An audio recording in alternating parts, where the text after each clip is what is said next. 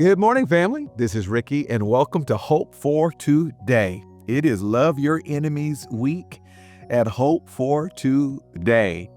There's a blessing for you if you can learn how to get to where God is when confrontation and conflict with enemies is going on. That's what we've been talking about all this week, how to love your enemies. Ephesians chapter 4, verse 32 says, we ought to be kind to one another, tenderhearted, forgiving one another as God in Christ forgave you. I know what it's like to have an enemy.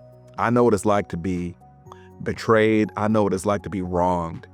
And man, I'm telling you, the hardest part is letting it go. The hardest part is forgiving them and moving on with your life because they were wrong.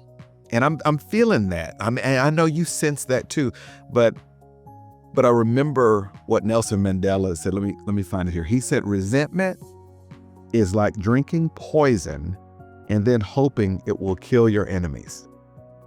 That's what happens to us when we get bound up in unforgiveness. Jesus says, be kind and tenderhearted and let that thing go. Ricky, how do I do that? Because it's just not right. Well, let me tell you that you were once an enemy of God and he let it go. And now through him, you have the power to let it go and move on. That's hope for today. I'll see you next time.